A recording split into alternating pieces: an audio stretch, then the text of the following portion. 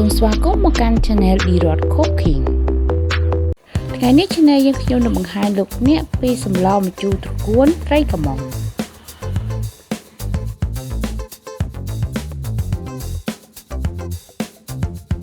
គ្រឿងផ្សំមានត្រីកមុង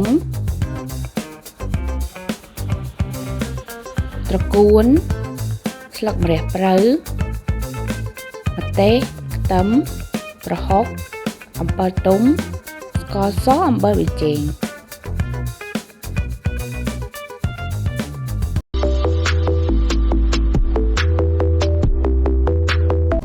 យើងរៀបចំគ្រឿងផ្សំរបស់យើងដោយត្រីយើងធ្វើស្រកាឲ្យស្អាតកាត់ក្បាលចេញត្រកួនកាត់កង់ៗ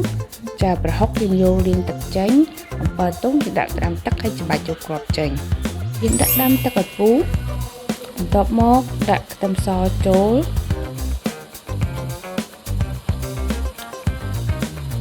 ហើយចាប់ផ្ដើមជ្រុំប្រហុក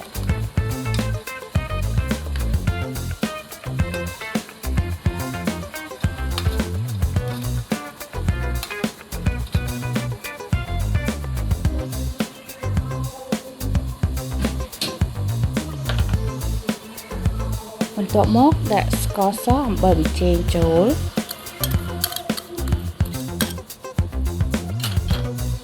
ចាយើងចាប់ផ្ដើមដាក់ត្រីកមុងរបស់យើងចូល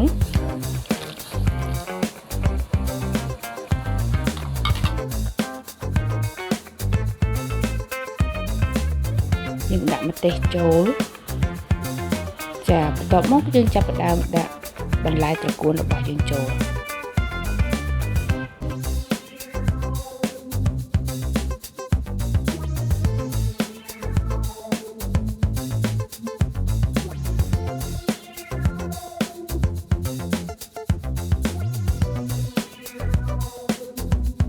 យើងទុកឲ្យបន្លែត្រកួនរបស់យើងឆ្អិនបន្តិច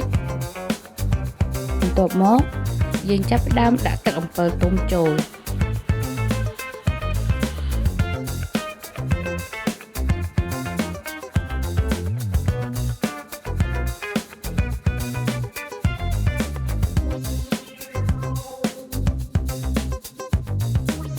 ពេលយើងភ្លក់សម្លរបស់យើងមានរសជាតិល្មមហើយយើងចាប់ផ្ដើមដាក់ស្លឹកម្រះព្រៅចុងក្រោយជាបំផុតពេលនេះសម្លម្ជូរត្រកួនត្រីកមុងរបស់យើងបានឆ្អិនរួចរាល់